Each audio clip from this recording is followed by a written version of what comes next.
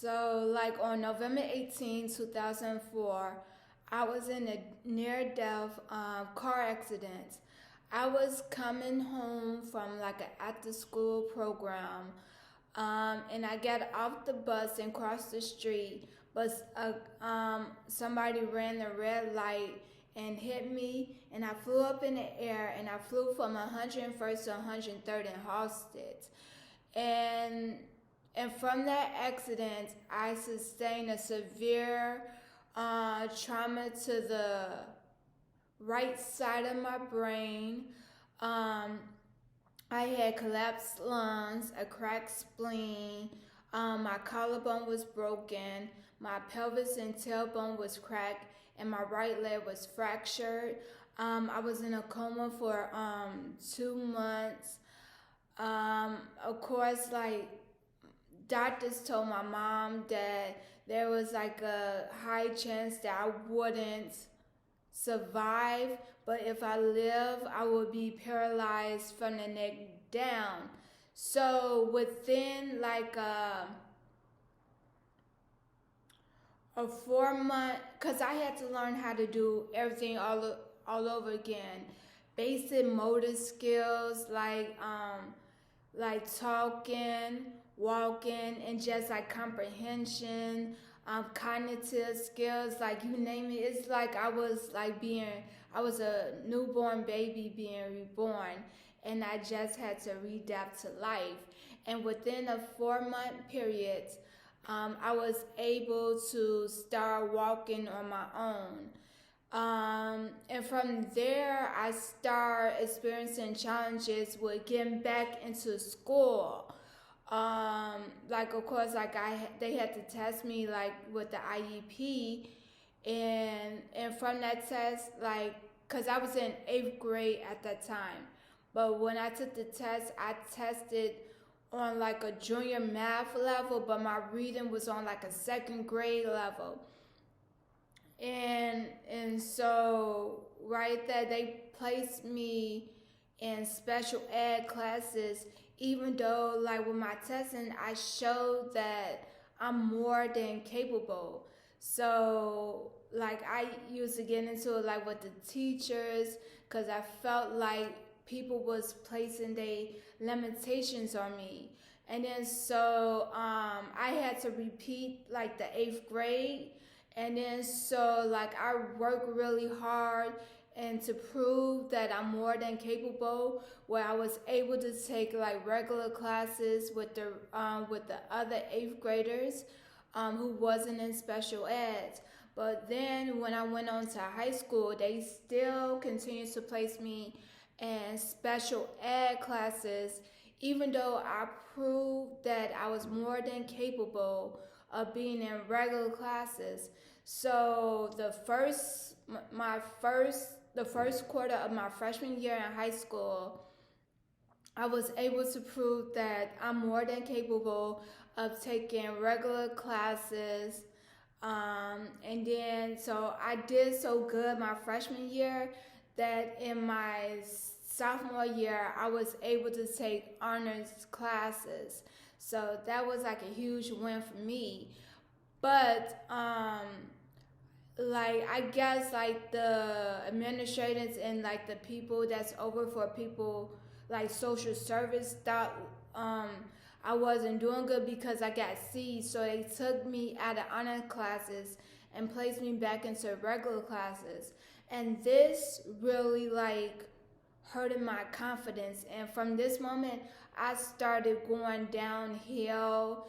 um like I just like start taking on other people limitations and thoughts and beliefs about myself. Like my self-worth really went down, and I kind of stopped believing myself, and I felt like what's the point of me um um trying my hardest and proving my worth, and people still gonna place their limitations on me and hold me back.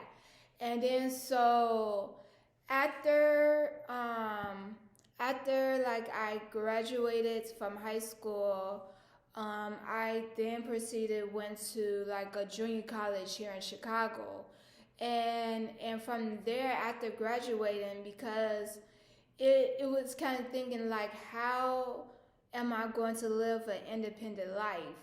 And I didn't know, and I just started. And from there I started on my journey of getting involved in the art community here in Chicago. I tried everything from modeling, acting, and during this time, yes, I came in contact with people who took advantage of me, like scammers, because like I was determined to achieve like my goals and my dreams, and just like and I was still coming up with like the barrier of people like dismissing me, or think or just brushing me off, or not taking me serious, or feeling like they can take advantage of me. So that forced me to continue to think of ways of how, what else could I do to show people that I'm worthy and I'm more than capable. And that's where I started getting involved with curating my own photo shoots, my video shoots, and through the process, me and my mom found out that I had a talent for creating treatment and working in film, and I was like doing spoken word, and then I had an opportunity that could help me take my music career, my spoken word to the next level. But in the midst of this happening, my granny had like transitioned. She was my world, and I took it really like hard. And as a result, I ended up in a psych ward, and and of course I dealt with like a lot of challenges, because like during these times in the early 2000s, the medical industry didn't know a lot about traumatic brain injury, or just the fact like when I say like I'm experiencing this, and when nothing didn't show up on the CAT scan, they was like, oh, you just fine or you faking. And it wasn't that much like back then, early 2000. There wasn't that much information known about like the brain, and we still are learning more about the capability like of the brain. And I'm just thankful now that especially in the Black community, that more people are talking about mental health and talking about ways of how to practice self-care and self-love, and putting our needs first and not overworking ourselves.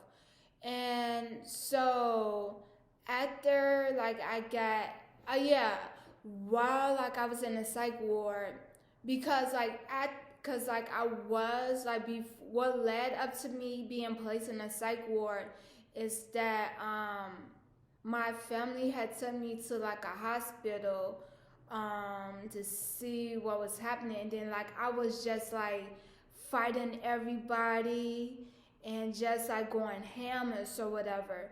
And then so they was trying to get me into the hospital, and on the way they had like nurses and doctors and policemen to make sure like I get into the hospital safely. And they put me, because I was fighting with somebody, because like I wanted them to take me to my granny house, and I felt like my family had deceived me and took me to a place where I didn't want to be. And I was trying to get to my granny house, which had transitioned. And so the policemen and the nurses and doctors had came to the car and put me onto the hospital bed and shut my arms. And then the policemen had hand down firmly on my head. And remind you, I had traumatic brain injury and was putting like extreme pressures on my brain, and my brain felt like it was squeezing and it was going to explode. And once I was in the hospital safely, the policeman took his hand off of my neck, and I end up like biting the nurse because I was trying to like defend myself because I felt like I was under attack. And then so like of course like I was handcuffed to like the hospital bed, but it was like the medical handcuffs where they strap you and stuff. And then they sedated me with some type of formula, so I was going in and out. And then so the next day I woke up, I felt just fine, and I kept telling my mom like I want to go home, I don't want to be here. And then my mom kept telling me that I can't go home because of the way of how I came into the hospital. And from there they had transported me to like Mercy Hospital psych ward. And from there like I felt just fine, like nothing, because like nothing, like I just was ready to like go home and so whatever. And they wound up giving me like a pill of the high doses, which in result caused me to stop having thoughts for 2 years, and which really impacted me. And from there, after I was released from the psych ward, I decided to apply to the School of the Art Institute here in Chicago. And after I applied, I was going in and out, dealing with a lot of depression and not feeling like myself. And so I stayed in the bed for 6 months. I couldn't do nothing. And the thing that helped me to come out of that deep depression was getting the news that I was accepted into the School of the Art Institute of Chicago. And getting accepted into SIC gave me a new look on life, gave me a new purpose. And so I got into SIC, and it wasn't what I was expecting, because I was thinking something like fame, people dance on the table, like this interactive, and it was just something different. It was more conservative than what I was expecting. And then so like, yeah, I had my run-ins at SIC because I almost got kicked out twice, because a lot of things they was teaching and the way they present art, it wasn't me. Like I'm very expressive, and coming from the south side of Chicago and just being black and being a woman, like I express myself different from how the fine art industry is, very conservative and stuff.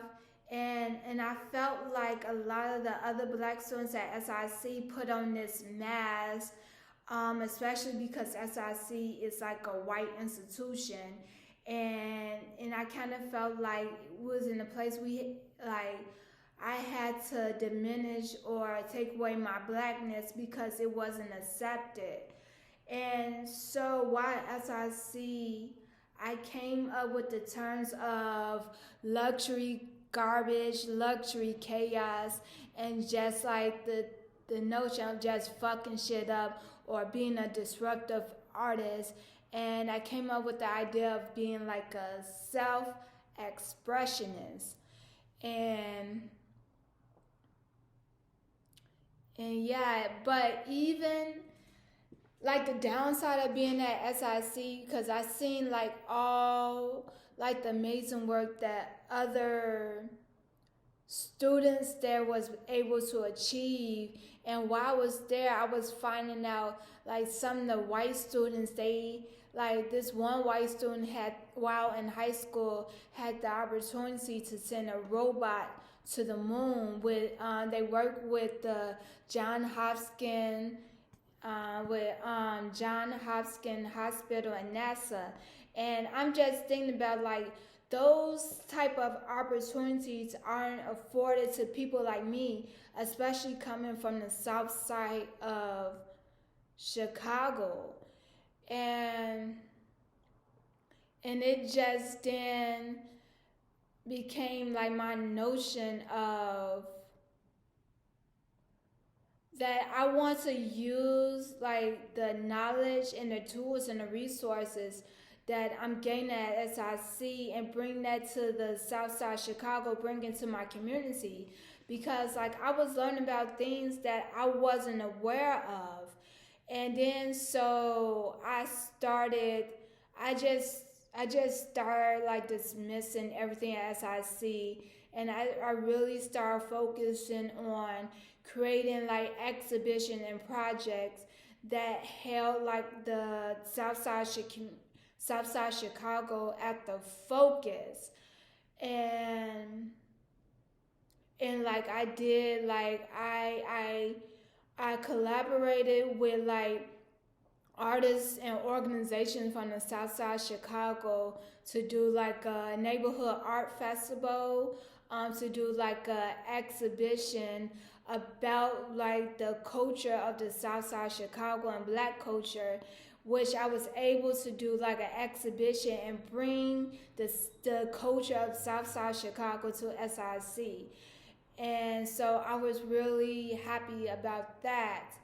And while I was at SIC, I started developing the concept for my business, Black Girl Fire, of how I can use my experience of document my experience of being a member of the African diaspora, a woman and a person living with a disability, and how I'm learning to re-enter society and learning how to live a comfortable and successful life. So I just was just using my final time at SIC to really like start developing and investigating how to create a platform for people who feel misunderstood, unheard, and unseen. So yeah, so like after that I graduated from SIC, and I was immediately pushed into the real world, and um, I started like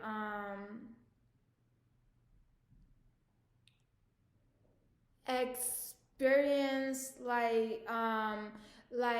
discrimination and prejudice, especially like when I was going to like get like a job, apply for jobs and going on job interviews, because like I'm a person where I strongly advocate for myself, because like I'm neurodivergent, and the challenges that I have because of my disabilities aren't visible to like people, and I might be experiencing things and need help, and people aren't aware of it. So like I strongly advocate for myself, and when I'm talking to like employers and the interviewees about ways of how to make the work environment more accessible for me, I often felt like this standoffishness from people, or this intolerance to make adjustments, accessibilities, and accommodations for me. So like I was like just continue like running into like a brick wall until like I found out about the opportunity at the Digital Storytelling Institute, which is like a program, an initiative created by the Community Film Workshop and the Logan Art Center. And so I was accepted into this program, which was for like filmmakers. And in this program, I created a film called The Journey, which is like an experimental documentary of that document how trauma affects Black women through sound and movement. And so after working on this project and finishing the cohort at the DSI, I started thinking about how I can create like a campaign that's bringing more awareness about TBI and PTSD, especially in the Black community and on the South Side, and spreading awareness about medical racism. And so, and because doing spreading awareness about TBI is something that throughout my journey back in the early 2000s I was working hard to do, but then again I was coming in contact with people who was that took advantage of me, that I got scammed a lot of times. So and doing this film, The Journey, had brought back the inspiration and the motive to do a campaign to spread awareness about TBI and PTSD. And so from there, I found out about the Three Walls Fellowship, the Red Lab Fellowship, and I applied to it, and I had got accepted into it. So in the first year of the fellowship, I was working on doing research and experiments and developing ways and doing trial and error of what's the correct way to put together campaigns and how to host virtual events, because when I got accepted into this fellowship, it's when the whole thing with the pandemic start happening and the world starting to shut down, and I had to revise what I wanted to do, because now I had to think of how could my ideas exist in the digital realm and in the virtual contents. So I started doing virtual events, campaigns and stuff, and just really creating videos, building community and talking to people. And through the research of the first year of the fellowship, I found out that people really are looking for safe spaces to talk about their experience, with mental health. But people wasn't necessary at the point where they was willing to be a face of the campaign, or willing to tell their experience to share their experience on social media, but was more so willing to share their experience in a smaller group where we all talking about our experience and using art and kind of a therapy group, or a healing circles and stuff like that. So after completing the first year of the fellowship, I got accepted into another fellowship with the Other and Belonging Institute, which is an independent research center at the University of Berkeley. And so which is where I'm currently in now. And I'm thankful for this, because with this portion, they really helping me to develop my research techniques of how to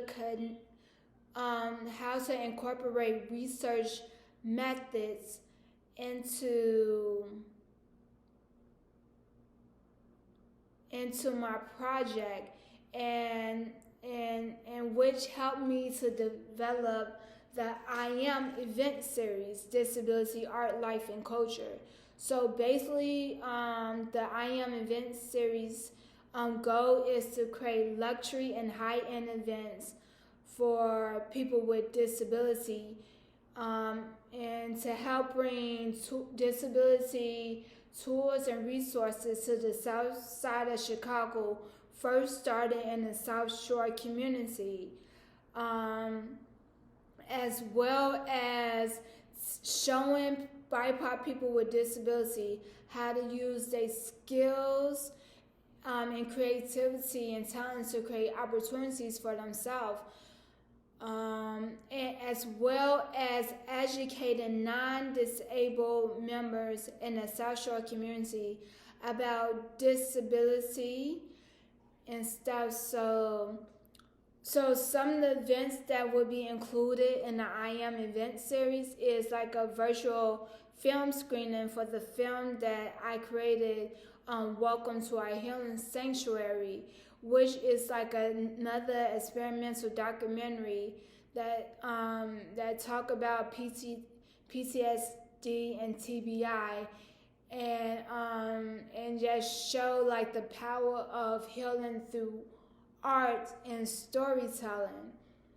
And so the second event will be an expo where I will be facilitating workshops, panel discussions, and trainings for BIPOC people with disabilities, where they can start learning how to use their talent, skills, and creativity to create opportunity for themselves. And the last event will be a disability gala, which will be the celebration of the I Am event series, and will exactly be like a luxury event, and just to show BIPOC people with disability that they are very deserving, that they deserve the best in life. So yeah, that's an overview of how I'm using how I've been able to use my experience and